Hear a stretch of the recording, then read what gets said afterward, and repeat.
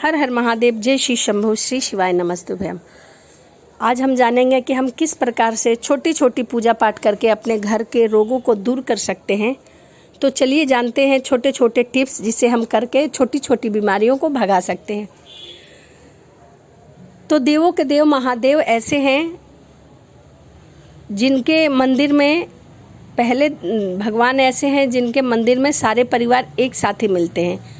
तो आज मैं भगवान भोलेनाथ के मंदिर के ही कुछ टिप्स बताऊंगी, कुछ पूजा पाठ बताऊंगी जिसको करके आप अपने घर में छोटे मोटे रोगों को दूर कर सकते हैं। तो देखिए, पहला टिप्स यह है कि यदि आपका बच्चा बहुत ज़्यादा बीमार रहता है, बुखार आता है उसे, तो आप शिव मंदिर जाइए, 1 लोटा जल समर्पित करिए और उस जल को एक बर्तन में ले आइए। लाके उसको कपड़ा भिगा के और कपड़े में भिगा के उस बच्चे का पूरा शरीर पोंछ दीजिए और उसके बाद श्री शिवाय नमस्तुभ्यम का जाप आप कर दीजिए 7 बार। आप देखेंगे कि 10 से 15 मिनट में आपके बच्चे का बुखार उतर जाएगा।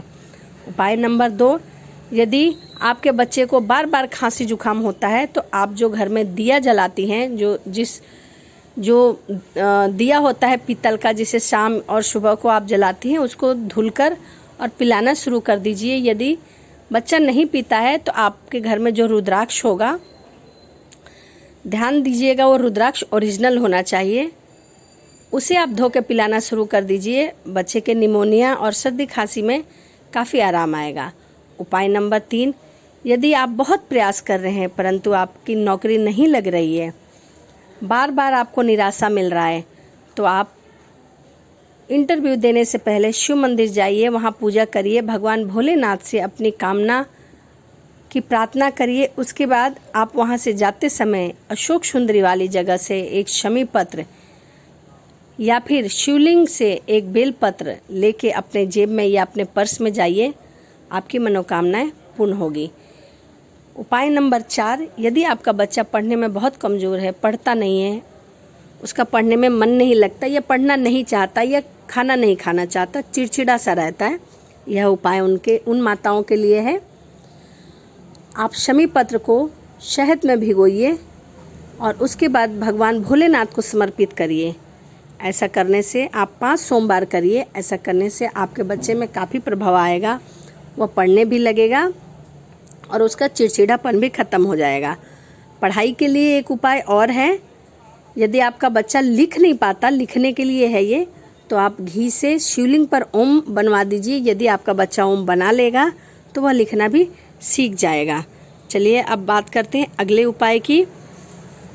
यदि आपको बीपी, थायराइड, हार्ट है तो आप प्रतिदिन शिव मंदिर का जल पीना शुरू कर दीजिए, उससे आपको काफ़ी प्रभाव पड़ेगा।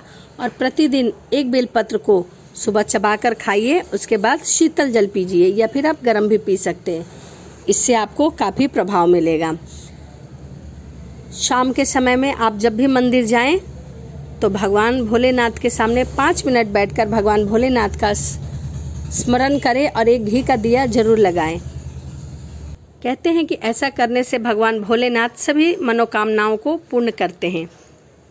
यदि आप अपने ज़िंदगी में बहुत निराश हो चुके हैं तो यह बात यदि आप किसी से कहते हैं तो वो आपका मजाक उड़ाता है, परंतु यदि यह बात आप अपने भोलेनाथ से कहते हैं तो आपकी मनोकामनाओं को पूर्ण करता है। इसके लिए ये उपाय है, 1 लोटे जल में लाल चंदन, थोड़ा सा शहद, थोड़ा सा हल्दी, 108 अक्षत के दाने,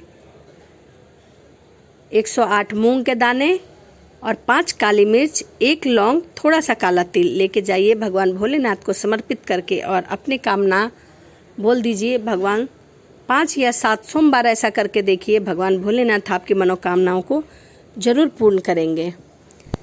चलिए अब सुनते हैं उपाय नंबर अगला। यदि जिस स्त्री की संतान नहीं हो रही है, वो बहुत परेशान है, बहुत जगह दिखवा लिया, तो वह सफ़ेद आंकड़े की जड़ को भगवान भोलेनाथ पर से 7 बार घुमाकर और अपनी कमर में बांध ले।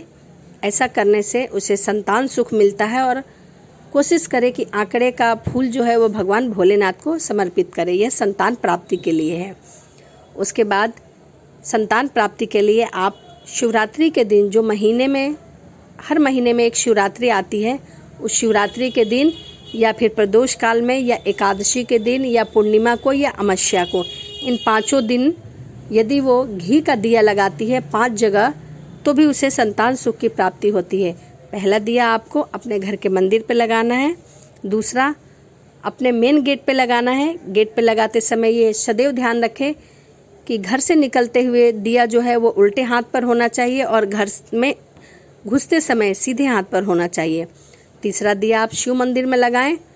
चौथा दिया आप पीपल के वृक्ष के नीचे लगाएं। कहा जाता है कि पीपल के वृक्ष के नीचे पितरों का आसन होता है, इसीलिए पीपल के वृक्ष के नीचे दिया अवश्य लगाना चाहिए। और 5वां दिया आप बेलपत्री के वृक्ष के नीचे लगाएं।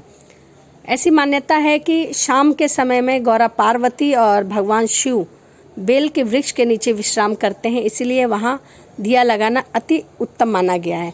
कोशिश करें कि अमावस्या के दिन आप थोड़ा सा प्रसाद बांट सकें तो और अच्छी बात है, इससे भी संतान सुख की प्राप्ति होती है।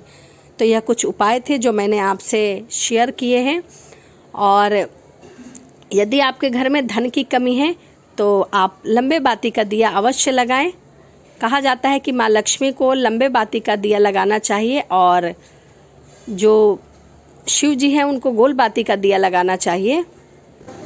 तो ऐसा करने से हमारे पितृ प्रसन्न होते हैं और हमारी सभी मनोकामनाओं को पूर्ण करते हैं। तो चलिए इसी के साथ तो यह कुछ उपाय थे जो मैंने आपके साथ शेयर किए हैं। और आपको वीडियो कैसी लगी है कमेंट ज़रूर करिएगा। और यदि मेरे बताए गए उपाय से आपको कुछ भी आराम लगे तो प्लीज़ कमेंट के माध्यम से ज़रूर बताइएगा।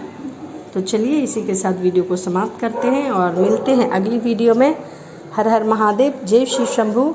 भगवान भोलेनाथ आपकी सभी मनोकामनाओं को पूर्ण करें। हर हर महादेव।